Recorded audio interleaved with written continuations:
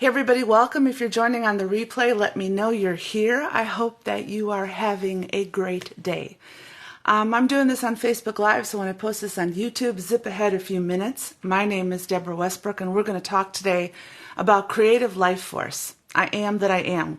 And we're not going to make it so generic as you can't understand it. We're not going to be so nebulous as for you to not understand it.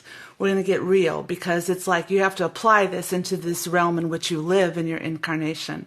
So not everything can be so ethereal. There is an application of your I am authenticity into your life.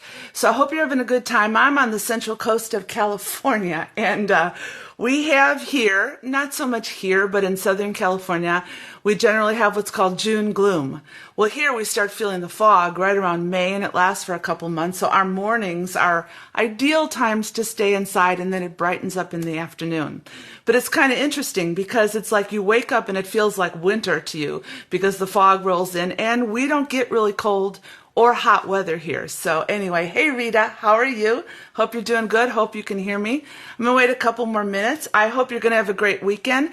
I am going to shift it up a little bit. I was doing these on Saturdays, but there's going to be travel in the future, so I'm going to switch these up to sometimes during the week, and I will let you know. I'll give you enough time to know that.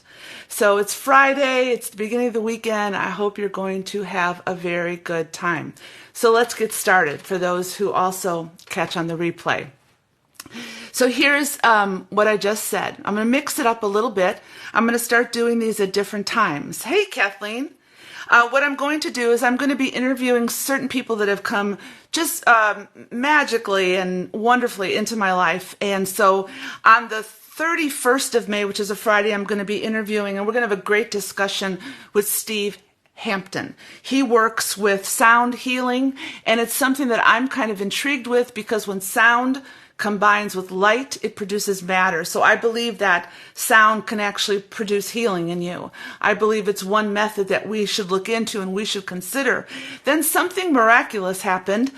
Gloria Prema, I read her book twice. A friend recommended her book several years ago. It's called It's All Light. I love quantum, I love science, and then she was scrolling Facebook, and she saw me, the title of the YouTube video, It's All Light, and when she saw that I was speaking from her book, she said, thank you. So we got to talking and chatting on Zoom, so I'm going to interview her on Thursday, June 6th, and we're going to have a great conversation about the law of resonance and the law of attraction and how it involves energy, along with how she even got to her path of determining how she integrated science and spirituality and how it has enabled her life to be more conscious, increase her awareness, increase her creativity, and more. So let's get started today. Today, if you're joining on the replay, I want to preface everything in that you do not have to agree with everything I'm going to share today. This is my path. It's my journey. It's things that I'm pondering, things that I'm thinking about, and some things will be very controversial to people that are still enmeshed in a religious format. But that's okay. You stay where you are and you will awaken to the degree that you will awaken. But this is what I want to focus on. So it's very passionate for me that when I've discovered these truths, at first, I pulled back a couple steps to really think about them. And then I realized, wait a minute, is this true? And I started reading certain books that were intuitively placed in my path, and it's shaking my foundation in a great way. It's been shaken for years, but now the earthquake's here, and I'm glad. I'm walking into it. So let's get started. So I want to start with this. When I say creative life force, I am talking about I am that I am, manifested in space-time, which is our 3D reality. It's not nebulous. It's not ethereal so that you can't pin it down. You will know as you awaken and as you rise in conscious awareness of who you are. There are just certain things that make you tick. There's certain things that form the essence of your being. And it's not so much about actions. It's so much about what's going on in your heart and in your mind with a heart-brain coherence. For instance, I am that I am. When I come into that essence of that oneness, of that reality of entanglement in the divine mind, then it flows out through my life. My life then represents the overflow of realizing the essence of who I am. So it's not ethereal. I am always manifests in a 3D realm because you are incarnate in time. But the deal is that you can't just verbalize manifestation. You can't just say these I am statements as if it's going to change your life. Because one of the things that Gloria Prema says in her book is that if you are not aligned in the conscious and the subconscious, then you could say all you want.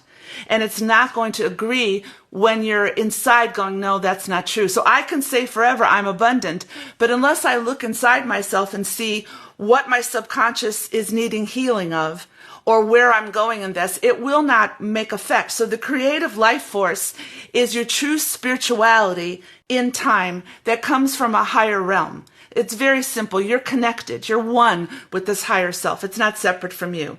So true spirituality is not narrated by any religion. Now that may shock some of you because many of us need a landing pad. If you do, that's fine. I'm just going to challenge you to think out of the box a little.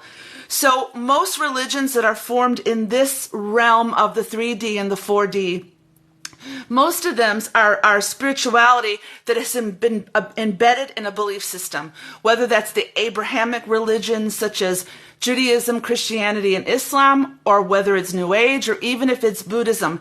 They're all embedded in this realm. And they're in this realm, but when I read this book by John Paul Lash, he believes, I believe, many people that I've been listening to believe there's a higher realm of spirituality. But sometimes we land in those places, they form our beliefs, and they define who we are. They will no longer define who I am. I will no longer base my life upon one belief system. So true spirituality is not narrated from this realm. You're not locked into this realm. To some degree, all these religions, even the best of what you consider in your flow, they're all constructs in time. They all are. And if you stay in any one place, we'll talk about landing pads in a minute, you're going to form a belief system there. Let me give you an example. Everybody is in the process of some measure of deconstruction, but you're not to stay landing there. That is just a process in your journey. Well, I notice again that as I watch people on Instagram and various places, they've literally taken their deconstruction and now they're anchored into the deconstruction as just another belief. So they're constantly berating Christianity, they're berating this. It's no different than if you just stayed in Christianity. This life in this realm is an evolutionary and expansive flow, and it flows through belief systems, and you never anchor down in one belief system, and I will no longer do that. So it's a flow, and everybody's flow is dictated by your life. So I can't tell you your truth, because truth will seek you. You don't have to seek it, and we'll talk about that in a minute. So I can't make rash 1, 2, 3 points and say, follow these and you'll arrive at who you are. That is not possible because what is working for me may not work for you, but there are foundational beliefs which we can consider, which I'll talk about in a minute. So flowing through our spirituality is not anchoring us to define us. If you have to be defined by what you perceive as spiritual truth, that is a bit insane. Because the divine mind who created the universe, the integrity of every bit of your physical system, the stars, the planets, is not going to confine all knowledge to one book. That's just, if you believe that, fine, then I'm not the one you want to listen to. To me, it just doesn't seem logical, let alone spiritual. So these landing pads that we've gotten used to anchoring in our progression out of something, they were points of contact. They were not meant to be places where we live forever. There will be places where we see and we know that there is more integration as we push through the belief systems. I believe, and this is what will challenge most people, we don't need any spiritual belief system. As I've been studying the Gnostic realities and what's been called pagan religions in the United States and Europe before Christianity came in, As I'm studying those, I'm realizing that they did not have any book or force that was acting upon them to anchor down. And yet I will talk about that in a minute. So I don't identify with any belief system. I'm on a path of intuition. And that intuition will give me books to read, YouTube videos to watch, people to connect with, and it will be a finely suited path to me to expand in my I am that is not anchored to one belief system. That will no longer be the case to me. I got rid of most of my Christian books. I have one Bible only for reference. That's my path. It may not be yours. So I'm not going to tolerate any angry comments coming at me from religious people. I just don't mess with that. This is my belief system, and this is what I'm putting out. So let me talk to you about a few statements. We're going to talk about how I came to a realization of the creative life flow through me, through healing, in saying I am abundant and actually believing it or starting to believe it. I'm also going to talk about why we anchor down in these landing pages, but I'm also going to give quotes from this book by John Lamb Lash called Not in His Image. I'm not going to teach from that book, but I'm going to share with you what I've encountered in that book and how it's changing my life. It will be your journey on whether you want to read anything or not read anything. So in Lamb's book, Not in His Image, he clarifies that he believes that true spirituality is outside these 3D and 4D realms. Because in these 3D and 4D realms, which is the astral realm, he believes there's a control of belief. It's everywhere. If you look at the measure of control that religion tries to place upon a person, there was no way for me to move creatively in that context. It was impossible because I had to conform to a very firm belief. So most of the Western world, he says, is controlled by the Abrahamic religions. And these religions, and you know them, they're Judaism, Christianity, and Islam. They all are Abrahamic revelations that come from a past historical similarity. Their focus is totally on duality. It's on separating the world into tribes. It's on designating certain people, chosen people, and everyone else is outside the realm of being chosen. It focuses on suffering, duality, war, death, and more. And when your eyes are open historically to see how that invasion came, as I've been studying, how that invasion came across Europe and came across the United States, downplaying any spirituality from what they considered pagan people, they destroyed things by a Western mindset that is still being propagated today. Take that where you will.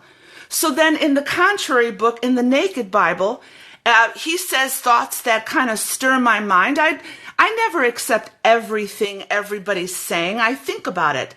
So he says, and this, if you really think about this, at first when I heard him say this, I said, let me think about this. And I agree. The Bible isn't a spiritual book. It's simply a historical book used to create a chosen people who then perpetrate and expand their reach in time. From the Middle East, it's perpetrated into Western Christianity, and then it's now become apparent that they're tied together, and they're tied in a tribalism that sets themselves above everybody else, downplays every other belief system, and says that this nation is founded on one belief system. You will believe this way and the only way. That's everywhere. Now, does that challenge you? Good. Think about that. So then he also says, now listen to this. This is going to blow you away, but you know what? I sort of believe it as I'm doing more research with historians.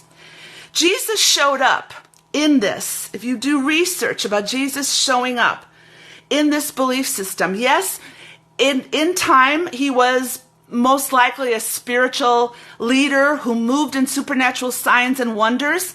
But in these books, it then says that he was a wisdom teacher, but this man was manipulated to be a Messiah for political control.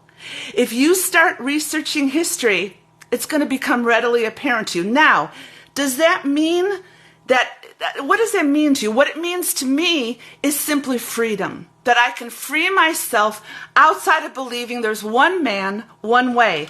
Because if you read historical records, you realize, and I'll go into this at a future date, that when this theory was beginning to flow, it had to do with the Roman Empire, it had to do with going in, and it had to do with invading with a belief system. And then Constantine comes, and he establishes a father God. He knocks out all the Gnostic texts of the Dead Sea Scrolls, which were then related. He made everything liturgical. He made everything dogmatic. He empowered control. He empowered the system.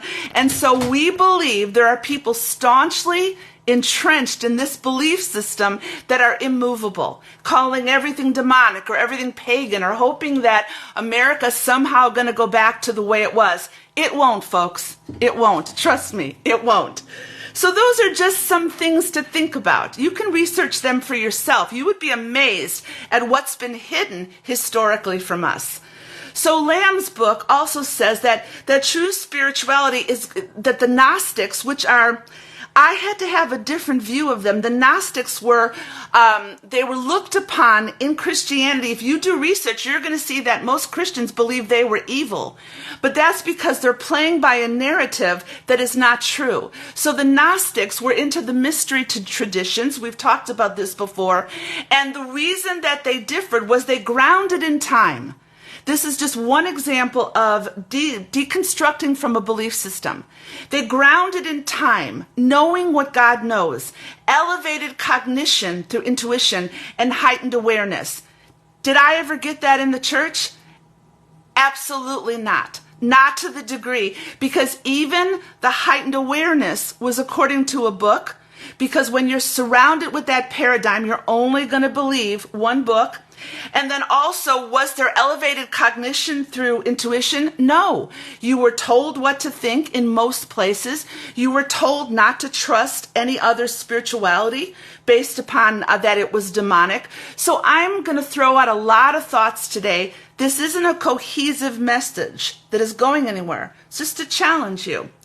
So also, the Gnostics believe that they were direct communion with divinity, with no intermediary. No landing pads were needed.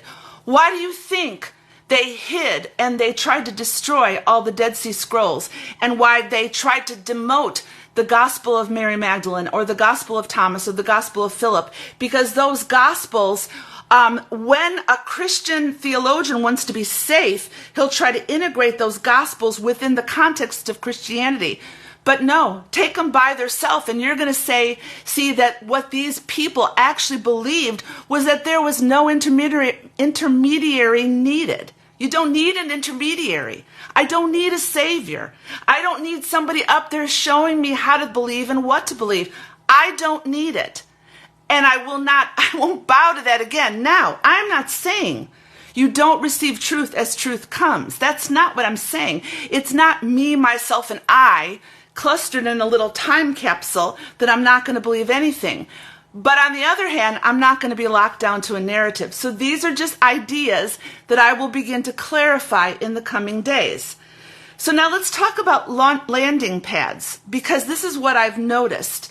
And what do I mean by a landing pad is that I'm seeing that people in general, because of a need for safety, because of the influence of maybe chaos coming in, or even if they deconstruct from Christianity, they need to find another landing pad first, even if it's the landing pad of deconstruction, to constantly berate where they came from, or they find the landing pad of New Age, or they find the landing pad of Buddhism, and they land there and they breathe and they go, this is it. This is the truth I need. No, it's not. It isn't. Remember that I believe, along with John Lamb Lash, that all that spirituality is in the 3D and the astral realm. There is a prime reality that is greater than any spirituality on the face of this planet. And if you think about it for any measure of a minute, you may discover that all religion has been co-opted, and even most spirituality, to control you into a narrative.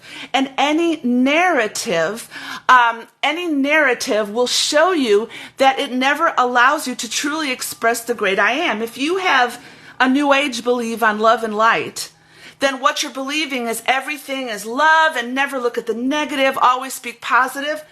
You know what, folks? You're grounded in this reality. It doesn't work. But if you're on the other end and you're believing in everything is the duality of one savior, one way, one book, then that perception of what you believe is going to see everybody as an antagonist to what you believe. That is why we were always taught to go out and get people saved. It's both wrong. There's a way to navigate them that will open you up to truth. I cannot deny where I came from. I may not be where I am if I didn't go through everything I went through, but I had to adapt a measure of critical thinking to know there's something wrong. And I believe that launching pads, you can stay there for a while in a belief system, but at some point you're going to feel this isn't enough. This just isn't enough. And that feeling inside of this not being enough does not deny what you've experienced, but it's a journey to progress. What's the end result? That I don't believe in reincarnation. I believe when I leave here, there's going to be a prime reality. I don't die. I'm entangled. I came from the divine mind. There's no death for me. So my purpose here is to see the expression. I think we downplay the grounding. Because you see, Christianity was all about suffering to a certain extent, the symbol of the cross.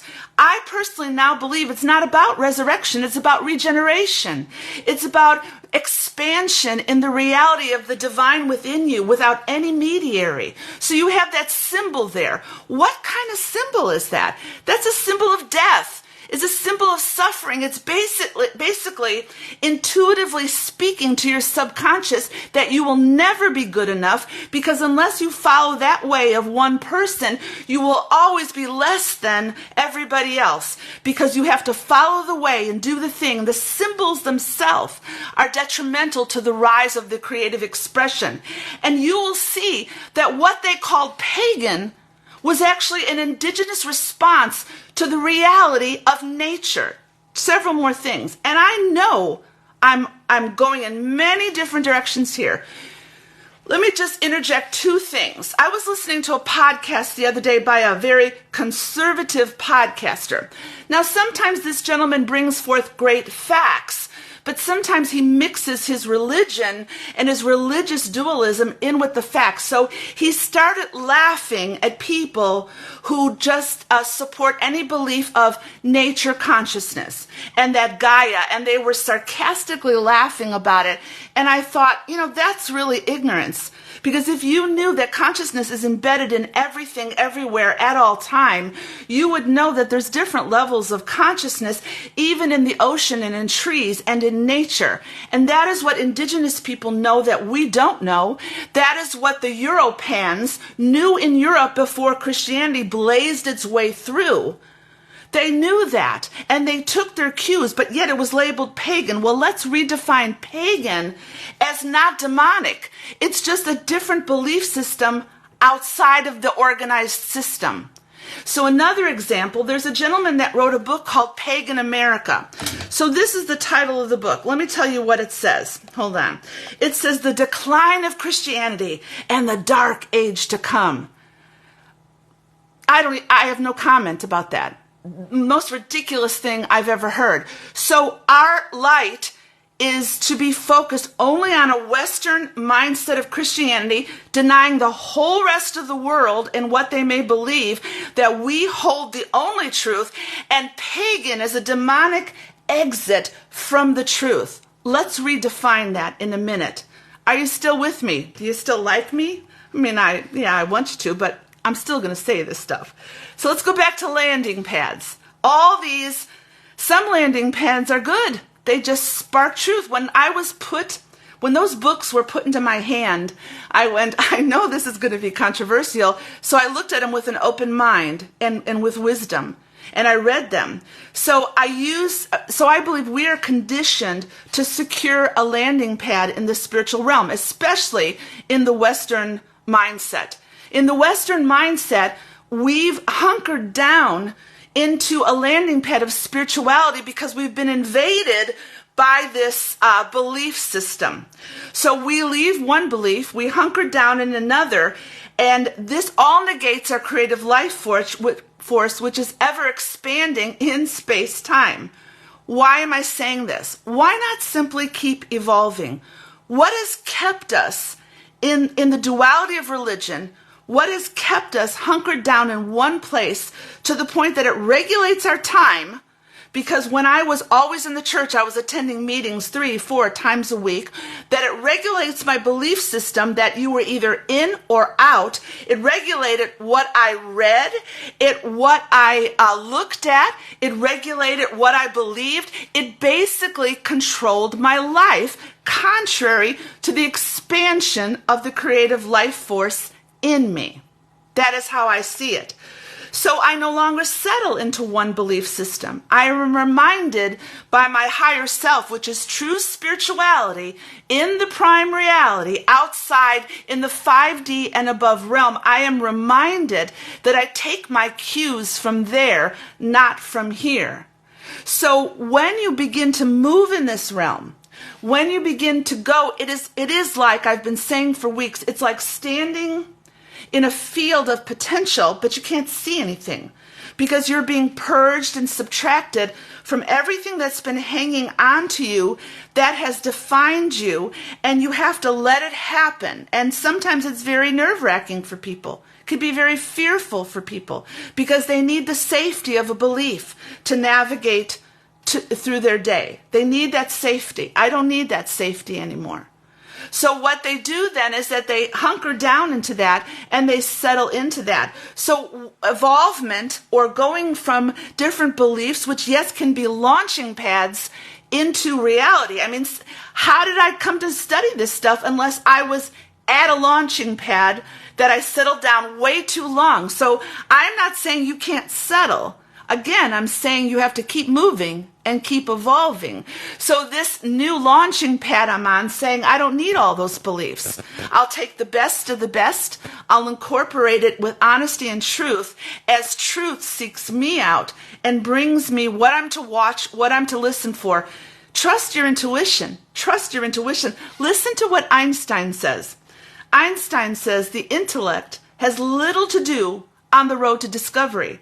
There comes a leap in consciousness. Call it intuition or call it what you will. The solution comes to you and you don't know why or you don't know how. So safety means you go week after week to the same belief system or whatever Abrahamic belief system that is. You go week after week to make a commitment, and what you do is you never allow yourself to explore past the narrative. That is so dangerous for innovation. It is so dangerous for creativity. So I'm not telling you to leave or stay. I'm telling you to start critically thinking about what it is you believe and then make your decision. So landing pads invite you to anchor for a while, and one must take caution to not stay there too long. So release the landing pads and evolve and expand. So birth new ideas on this path. Now, let me say this. It takes healing. It takes courage. Personally, I can come off as I'm really secure about things, but I know deep in my heart that there is still a healing that I'm going through. The healing of not feeling enough. The healing of feeling that I'm not really abundant. The questioning my self-worth. But I'm not going to wait till I arrive at a place before I start speaking it. So when you listen to me, you're going to listen to a person in process. And process means change. And it means that some of the things I believed in at that time, I no longer believe in. That is called evolution and expansion. And I want to stress that all of us are on that journey. So you're on this journey. So let me say this, and then I'm going to talk about the Abrahamic religions. To walk in a place of ever expanding and ever going forward, it's going to challenge you. You're going to have to look at your subconscious programming. You can't get away from it. Now let me say this. We'll talk about this in 2 weeks with Gloria. The law of attraction says you will attract that which you intend for. Not always. Because if my mind is saying I want to be abundant, but my heart and my subconscious is saying, you're never going to be that. You're just a failure. You ain't that much. then those are not in alignment. So when you expand and evolve, you're going to have to go into the subconscious programming and bring healing, which will bring alignment into your life. And that is unique for everyone. So words alone won't cut it. Sitting in front of a person, speaking words upon words, no, it is going to take, for me, meditation. It takes the silence of getting to know me and trusting that what I'm hearing, to do this journey, to critically think away from beliefs that have tried to control you, you need to trust yourself. And that's another thing. Most people don't trust themselves. What they're doing is they're believing on a system because it surrounds them, it protects them, but in that they never find out who they are. So this subconscious programming, every I am statement, if I'm going to say I am abundant, that's going to be challenged by the subconscious mind. If I truly believe I'm curious, that's going to be challenged by the subconscious mind, which is going to speak from the triggers, speak from the wounds and say, yeah, are you really? You think everybody's going to listen to you? Do you think you got anything else to offer? There has to come healing, which I'm going to talk to you in a minute about how that healing started to arrive in my life. So there is a reality of that. So now, let's say this. Every I am statement is not ethereal. Every I am statement is not just in words, spiritual words, to show we're spiritual or like we're love and light or whatever. Every I am statement to truly flow in your life is going to confront that which in you, which you don't believe. So this whole 2 years since Marvin died, I have been plagued with this sense of lack and fear. My friends know it because we talk honestly with one another. I'm not afraid to tell them like because of love. So there's this lack and fear in my life that I know I'm abundant, but why is it I don't believe it? So I knew that this was the path I was to follow that broke me away of all preconceived beliefs in my life, to know that the creative life force in me was saying, Deborah, you need to look at this in your life because it involves your self-worth.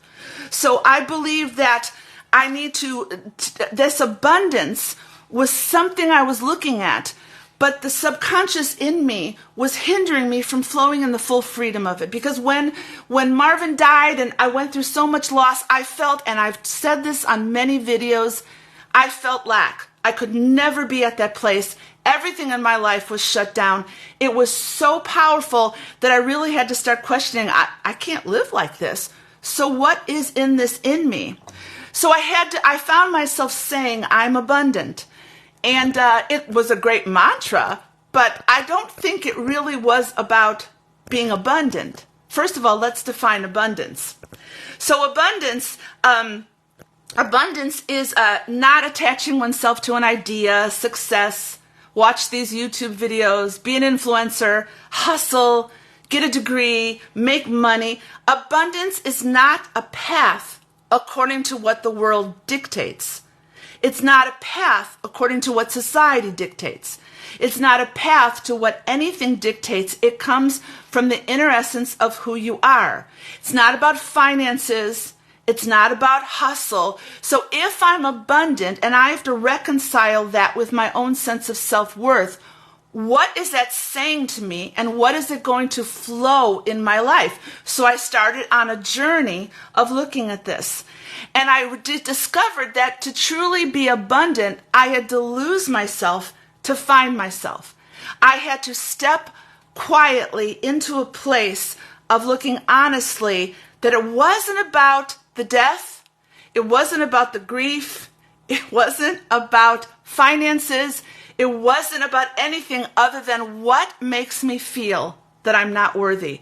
What is that? So I had to go deep inside myself and think, what from a child? And I learned some things about myself that they weren't hard for me to receive because I believe we're always in a process of healing.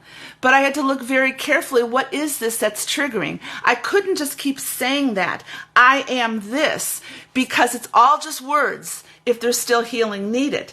So I realized that I was not flowing in my true, authentic, creative expression. I wasn't, because I am fiery, I am challenging, but we'll talk about that later. So I had to realize that I am entangled. I went back to science and I thought, okay, there's this field, the divine mind. Where do I come from? I just didn't show up on earth in this incarnation, and I wasn't before I am that I am. So I came from this field. Now, you may not see this journey through the same eyes I'm saying. What I'm saying is, because I love science and I love integrating it with spirituality, my higher self was saying, I'm going to show you something that's going to give healing in your life, and you're going to see that you are abundant, that you don't have to worry about the money, you don't have to hustle. Just recognize your self-worth, and abundance will effortlessly flow. So I started thinking about the quantum field. You may not think about this. And it's been taught, quantum mechanics is a byword, and it's like the 0-point field and all these particles of matter. But in actuality, what's rising up in quantum mechanics is something called quantum field theory. And what they've discovered in this field theory is that everything there is, the all-pervasiveness of all there is, all of consciousness being the foundational aspect of the all these pervasive fields are constantly intertangling with each other to form matter. That's in the scientific realm. That's in the realm of particles forming from these fields. So I thought to myself, well, if particles form from the field, and I'm from the field, that means that what was in the field knows already who I am. And perhaps there's potential in a blueprint I'm not seeing, and I'm not accessing it because I don't know my self-worth. I can't even see it because I don't know my self-worth. So once again, I want to reiterate, this is science calling to me. What's calling to you to get you to rise and challenge some of the things you believe? So then I thought, I've heard we're entangled. What does entangled mean? It's two or more quantum systems establish connections between themselves, and they're entangled. That's why when they excite this one photon of light, they split them, the photon of light that could be miles away at the same time spontaneously without any interference feels the same thing. So then I started thinking, my no knowledge of not feeling worthy is keeping me from seeing the potential in the field, because there's a pattern. Space is formed in patterns. Sacred geometry holds the space together, whether you believe it or not, as a simulation. And if there's a blueprint for that, then maybe in this higher reality that my higher self is just shaking her head and saying, you're your own worst enemy, Deborah. You don't even see it. It's about your self-worth. You can proclaim, I'm abundant forever. I'm abundant. I'm curious. I'm this, I'm that. But unless your subconscious mind sees what's keeping you from seeing what's in the field, and I started thinking, is there a blueprint that my higher self knows? And I'm not saying a script. I'm not saying that this is step by step. The blueprint is the entanglement of all the potential in the field, in the divine mind that says you are so much more than you think you are. You don't have just one chance of abundance. You have 4, 5, 100 chances of abundance, but you will never see it until you deal with the self-worth which comes from all these beliefs you have to deconstruct from and leave. So I was at that place, and I realized that I was standing looking at it, and I said, okay, so this is blocking me from seeing my potential. And then suddenly healing started to occur, and then new ideas came to me. And suddenly connections started being made. People started writing me, asking me to speak on a podcast. Different things started happening because the energy that I was resonating with, I'm worthy of whatever the divine mind shows me. Because here's the deal too. I'll give you a specific example too. When I was thinking about abundance, I was thinking that I still want to travel again, barring the fact that the World Health Organization's pandemic treaty doesn't attempt to navigate our ability to travel, which is not conspiracy. It's true. So let's say I believe I can travel, but if I feel I'm abundant, but I look at my checkbook and the money's not there, there's some discrepancy between what I'm saying. So abundance is beyond money. It has nothing to do with money. It has nothing to do with finances. No one is poor. You're poor because you believe it. You may feel it, but it's also an internal belief system. So I started again looking at the field and thinking, if my higher self tells me there's a blueprint and that I'm supposed to flow in my creative life force in this planet from the blueprint up there, then what kind of God would put in the field everything I need to accomplish the dream here? Because then you see, in the quantum field theory, if everything is there and there's data that forms particles, if I look at it just metaphysically or spiritually, then everything I need is resident in the potential, that when the idea comes to me, I don't have to hustle for money. I don't have to hustle for acceptance. I don't have to hustle for anything.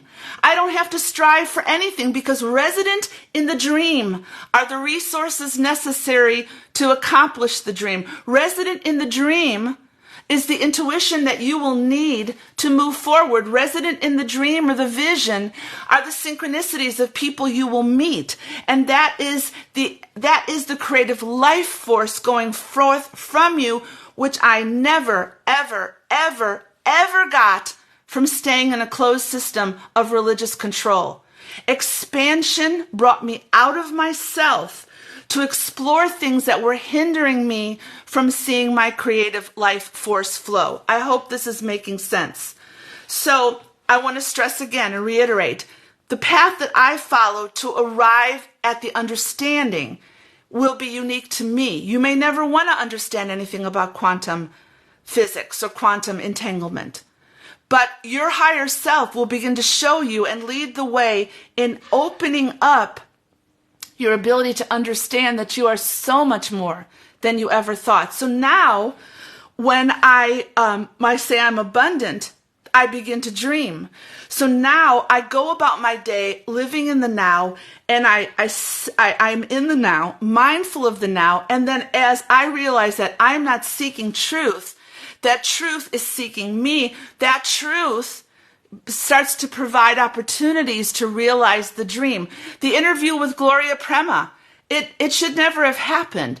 It was not by accident that she was scrolling thousands of videos on YouTube and saw mine that said, "It's all light," and decided to watch it and said, "Oh my gosh, she's teaching from my book." So she wrote and said, "Thank you." And the next thing I said, "Can we do an interview?" And then we did a Zoom class, and one thing led to another, and she's an incredible person. That came about because I believed that if I flow in the intuition of the day, that the abundance, if I believe I want to do interviews, and God bring me interviews, my higher self bring me interviews, then I don't have to strive. If I believe that I'm to go to Ireland or Scotland or back to Finland, that if that dream is a reality, I don't have to scrimp and save. I have to be led forth by my intuition and the synchronicities which life force comes. So true potential is possibility waiting to be manifest, and all is resident in the field. Everything in that potential will work out the whole concept. Think, maybe how Apple was invented, the computer, when Steve Jobs just started to step out. He didn't know maybe where he was going, but his life led him to that point, and he didn't know how big it was going to become. He just started taking steps. And this is what religion shuts down. It shuts down your innovation. It shuts down your creativity. It shuts everything down. It denies your I am essence, because it is a construct in the 3D realm and even in the astral realm of keeping you confined to a system. Whereas creative expression is true authenticity. So you don't have to look at success through the world's eyes or through religion's eyes. You don't have to look at anybody. There's no intermediary between you and the divine speaking to you, because the divine speaking to you through your higher self knows everything about you, down to the very atoms of the billions of cells in your body were created beautifully, exactly to manifest you in human form. And if you manifest you in human form, how much more do you manifest the dream that resides in your heart? So now I want to leave with these challenging statements. So think about all of that. But this is also the path that I'm on, that challenged other aspects of my belief system. I want to just share with you a little bit about history for the next 5 minutes, and then I'll go, because I want to open your eyes for one simple reason, that look at what you believe carefully, because it may not be true. And they're trying algorithmically on every level to keep us from truth. They're trying to create narratives of being anchored down into a system of lack. So listen to these quotes, and they're just quotes. I'm not going to expand on them today. In this book, when I watched this podcast on pagan America, they were looking at pagan meaning demonic and evil. That's not even true. So when the indigenous people of Europe and North America, they had a spiritual orientation. They believed in the incorporation of the location where they lived in nature through their higher mystical understanding. And then the onslaught came of the Abrahamic religions. And they came in like a war zone. And they abolished any type of indigenous belief. They abolished it in Europe. They abolished it here. And so now the focus in this nation is on pursuing a Christian narrative. Good luck. Okay, I hope you all have a good time if you still believe that. So the indigenous peoples of Europe and North America, when evangelized, this is what I think we've all experienced this. I can only speak for myself, so everything I'm saying, I've experienced. When I'm evangelized, my sacred place of I am was destroyed. My spirituality suppressed. My sacred sites co-opted. Those places that I used to connect with God in nature were called demonic. Tarot cards were demonic. Shamanism was demonic. Everything was demonic, and it locked me down with a very narrow mindset. It took away the very essence of sacred being in me, and it was overwritten by an Abrahamic religion with a totalitarian script from a faraway land. Whereas before, if I indigenously, even in my essence, if I was to go forth in the expansion of my spirituality, I would look at the natural world, I would look at the habitat, I would be so wrapped up in my grounding, in my humanity, and from that believe in my divinity.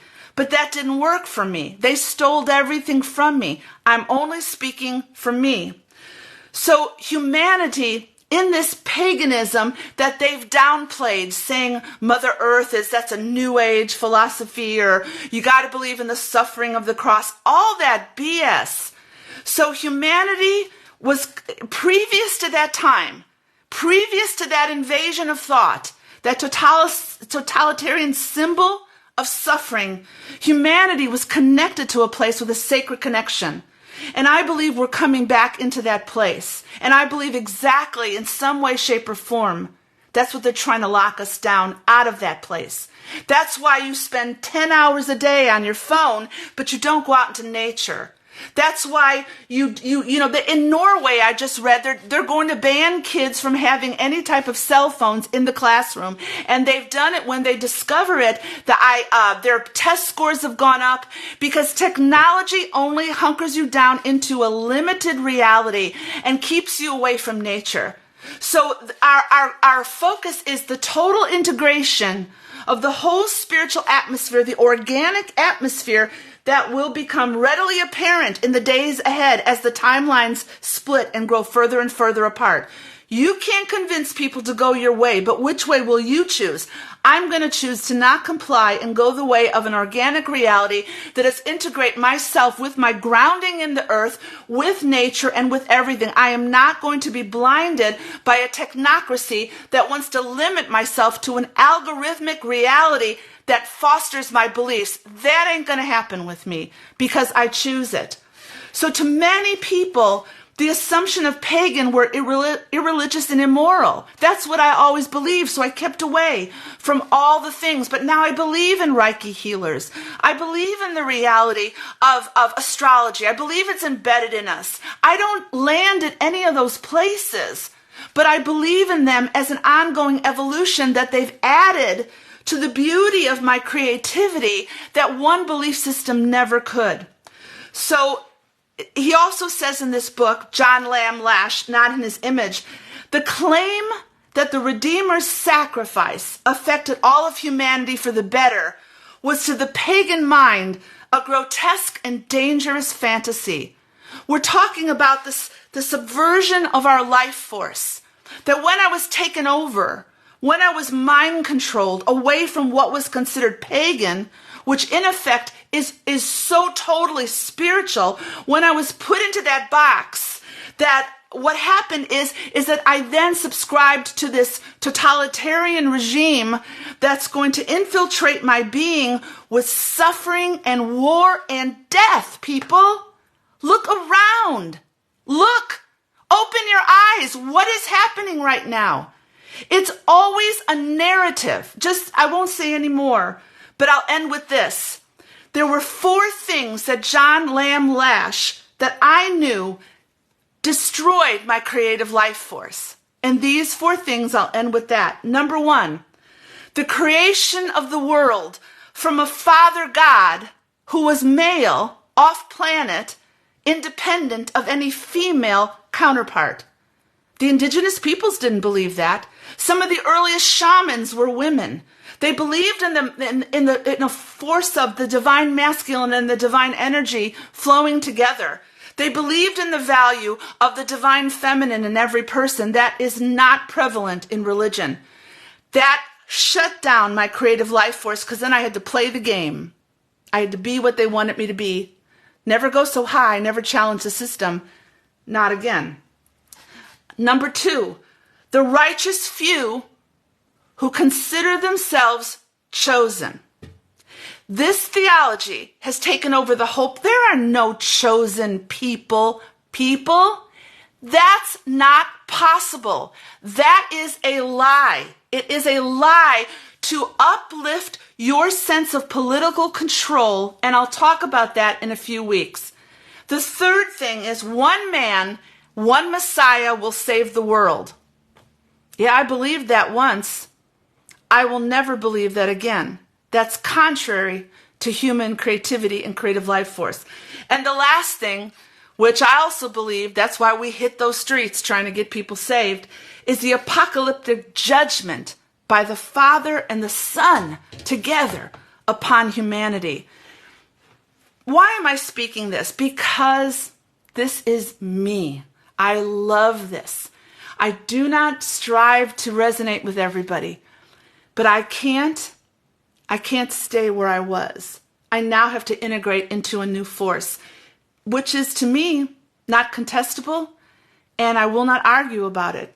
I will think carefully about what I'm saying and not say things that I don't see I'm believing. And I will challenge and I will lose some and gain some, and that's totally all right with me because I'm doing it in love. I'm doing it for one reason. Do not let anything lock you down in your creative life force. You're in time, purposely at this point to transition. There is a new earth forming, and there is a new humanity coming on the scene.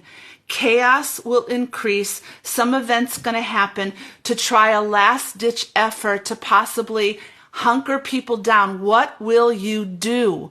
Will you rely on the algorithm and rely on perceived truth, or will you go inside to your intuition? Have you been born into time only to be locked down? Have you been born into this time and totally denouncing your higher self speaking to you only to follow a narrative of what somebody believes you should be? As you can see, I am very passionate about this, and it's only going to get better. So bless you from the bottom of my heart. If you decide to leave, just seek out truth. And if you decide to stay, Let's walk into this together, and let's walk into all the lies we've believed. And you can choose. So y'all have a great day. I'm on the top of the mountain right now, getting healed, and I know I'll go back down into the valley when more healing has to come. But right now, the things I've been praying for, community, people in my life, I've developed such close friends that they've just been put supernaturally into my life that I can say anything to, and they accept me just for who I am. So y'all, I love you. Kathleen, I love you. I hope this helped you. Take what you want, leave the rest, and keep going forward. Love you guys.